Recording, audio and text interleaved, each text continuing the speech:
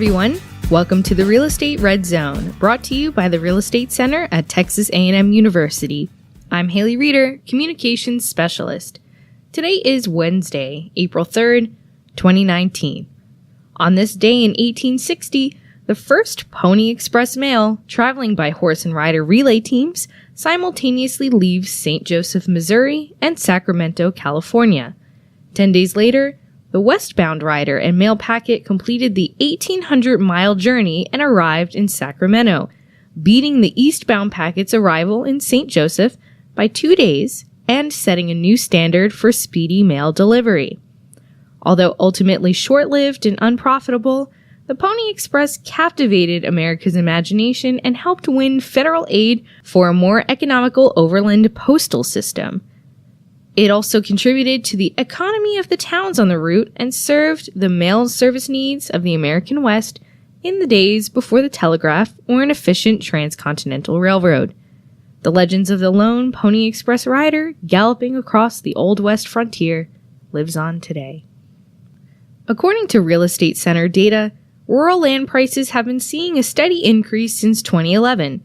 In fourth quarter 2018, the median nominal price increased over 5% to nearly $2,780 per acre.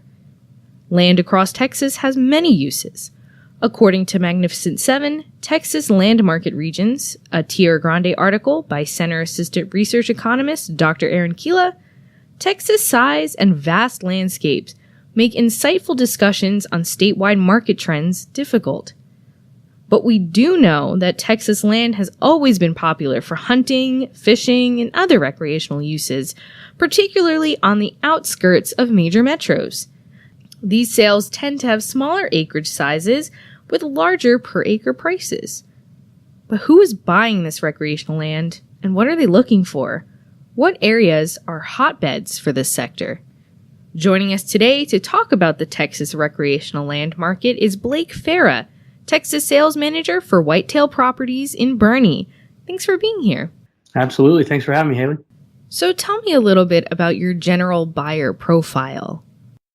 Yeah, for us, we specialize in hunting ranch and farmland, all over the nation. But within Texas, it's obviously primarily recreational land that we're selling. And so our general buyer profile is, I guess stage of life would be one way to describe it. And most of these people or individuals would be later in their careers, kind of what you would expect, maybe close to retirement or have retired. That's typical, it's very typical in the land market as well. They might be looking for a family recreation place, and they might be looking to expand some, corporate entertainment to assist in their business that they, may own or help run or something like that. So that's typically what we'd see. From a kind of a location standpoint, it's very common that we would see somebody come out of the metropolitan area. That's, probably what most people would expect as well. They may own or operate a business and spend most of their time in the city and looking for a getaway, somewhere in the country, somewhere a little bit, away from the city, a change from the normal pace of life for sure. Are they mostly looking for big game properties or fowl or fishing, or is it generally an even mix? It's a pretty even mix. Definitely, hunting and fishing are all great bonuses to what they're doing, and it is a mix of recreation. So everybody comes from a different walk of life and looking to do something different, But anytime a property's got, good hunting, whether it's whitetail, whether it has some free-ranging exotics, for instance, in the hill country, or some good bird hunting, all of that's good. So the more that a property has of that, the higher recreational value that, you usually see attached to it. And so there's a great mix of it. Everybody looks for something a little bit different, but the more recreational uses that it can have for an individual, typically, the more attractive it is to the widest number of people, for sure. Yeah, absolutely. So across Texas, we've seen over the past few years a big boost in luxury home sales, mainly due to general economic optimism. Have you noticed a similar trend in the recreational land market? Yeah, for sure. I think they're definitely tied. For me, and what I always tell clients and other people and associates in the industry is really whenever there's economic uncertainty, that's when the market's really crippled. And for the last few years, we've had at least some affirmative direction, if you will, with the economy and with the market. And I think you've definitely probably seen that in the luxury home market. We've definitely seen it in the recreational land markets as well. We've had the last 3 years for sure. Year over year, we've increased transaction volume and transaction size, and a lot of those have had a blend of luxury homes on them as well. So I would think that that's definitely a fair assumption. And have you noticed shifting demand in any particular land market?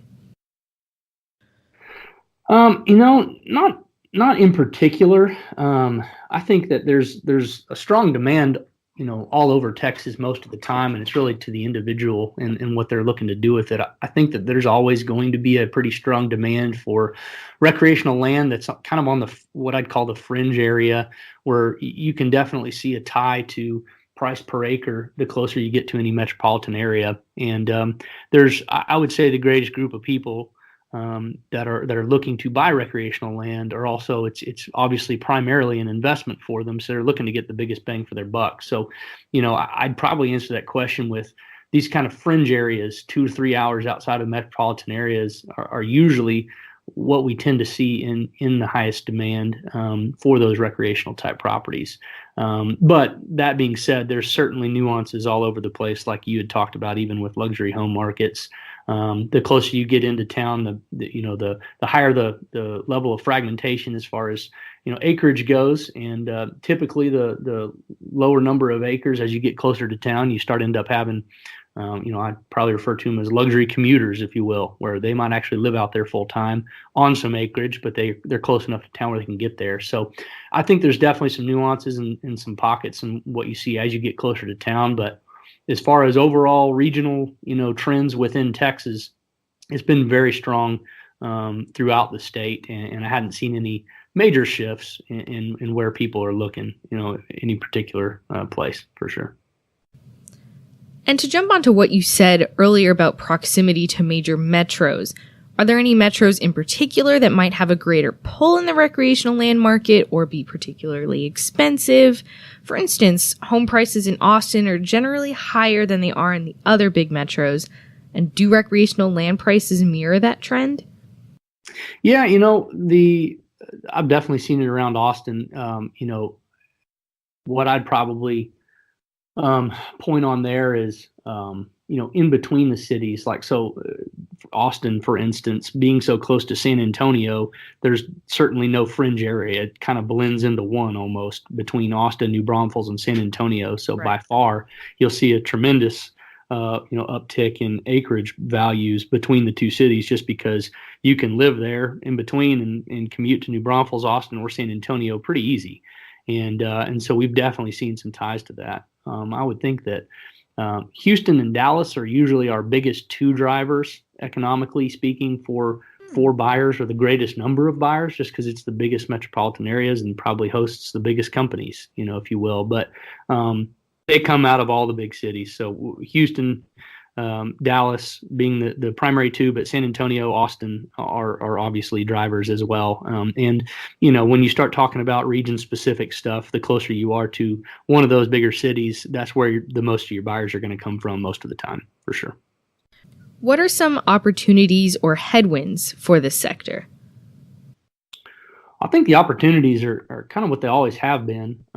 What I love about the land market is that it's always had a long-term growth trend to it. It's a stable investment for somebody that has done well in the market or well in business and wants a place to put something that's not quite as liquid, but it's going to hold its value. And I think that will continue.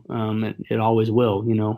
They're not making any more of it, as they say, and that will always continue. So it's a great place to invest and park some money and be able to enjoy it with friends, family, and associates. And I think that's probably the biggest opportunity that still exists out there. The headwinds that I see facing the industry would be probably, further fragmentation from the rights that are associated with the land creates more complexities with the deals as they come. So, most of the people that are coming out of the city looking for a place to either retire to, work on the land, get into farming, cattle, whatever you want to call it, or just recreation. It's all has to do with surface use. And as we start talking about wind rights, water rights, mineral rights, the conversation used to revolve just around mineral rights, but now it's starting to revolve a little bit more around wind and water as well. And as we start to see those continue to fragment, those will impact the surface use of those properties. So I think those are the headwinds, and how those are associated with each transaction. It's entirely different from property to property. But as they start to get more and more complex with those things, it'll be even more critical that they're properly handled and buyers are educated so that they can still accomplish what they want to with the surface. Yeah, that's really interesting. So let's talk more about wind and mineral rights. How do these affect the deal, and is a buyer more likely to duck out of a sale that has one versus the other? Yeah, I think, again, it goes back to the complexity of the deal and educating the normal everyday buyer on a lot of these places. I would think most people don't understand the implications of a lot of that and how it impacts their surface use. And so a lot of what we do and a lot of the value that we can bring to a deal is kind of helping buyers walk through that and pointing them in the right direction to gain that understanding so that they can be ensured that what they are buying is what they think it is and nothing's going to disturb that, or at least they know the risks associated with it. So that's what hurts the deal more than anything, again, is the uncertainty that revolves around it, not necessarily what it is, but it's the uncertainty. And within the business, we're going to have some uncertainty, and that's some of the risk that's associated with it. But it's really just about getting comfortable and getting educated for that particular deal to get it there. As it relates to, does it kill a deal?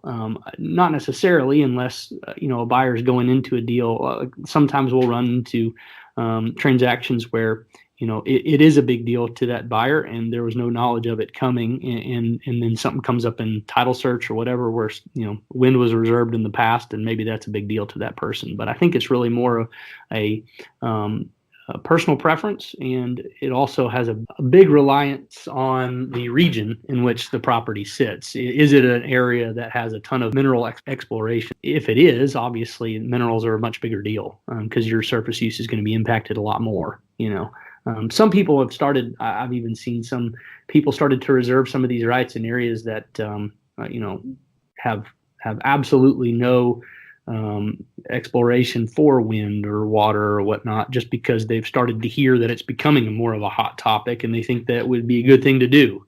And sometimes it is, sometimes it's not. But I think more than anything, to answer your question a bit long-winded here, it's really the uncertainty is what kills a deal, not necessarily what it is. If we know what it is and the research has been done and the reports are there to make an educated decision, it's no big deal, and it's either a yes or no type thing. But the uncertainty that revolves around any of those deals as it relates to those severances of rights, that's where it kills a deal for sure.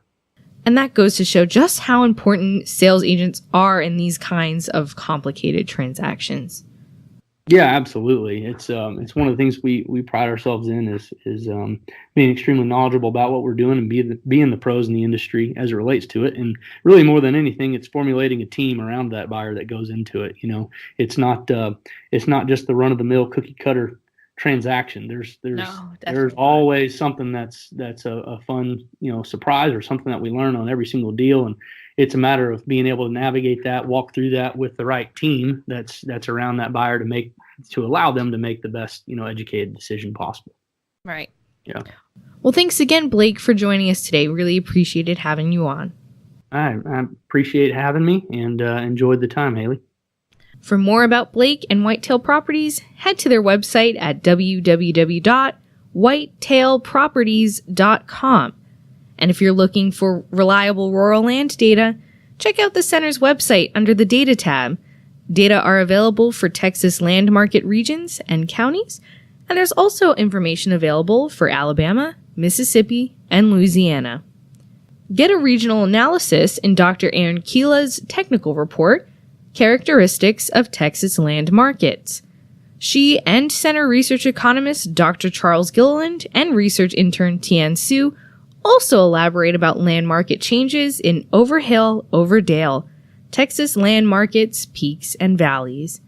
This Tierra Grande Digital First is online now, so check it out if you want to learn more about this topic. The link is on our podcast webpage or in the YouTube description box below. And while you're there, read our other articles about investing in a home or in the stock market, estate planning, and so much more. We're also pleased to announce that Tierra Grande Magazine has received a Gold Quill Award from the International Association of Business Communicators. The International Award signifies world-class communications excellence. This is the fourth time our flagship magazine has received this honor, having won in 1979, 1980, and 2016. Last year, our annual report and calendar won a Gold Quill Award. Thank you to all of our readers for making this possible. We mean it. And don't forget, we'll be hosting our 29th annual Outlook for Texas Land Markets Conference in San Antonio on April 25th and 26th. Head to our website for more information and to register. You can also RSVP to our Facebook event page to get more information. Hope to see you there. And that's going to be it for today's Red Zone podcast. For more episodes, head to our website. That's www.recenter.tamu.edu. You can also subscribe to the Red Zone on iTunes and on YouTube. And don't forget to follow us on social media. We're on Facebook, Twitter, LinkedIn, and Instagram. And if you're looking for more great content from the Real Estate Center, our website has research results, data, blog posts, news, and more.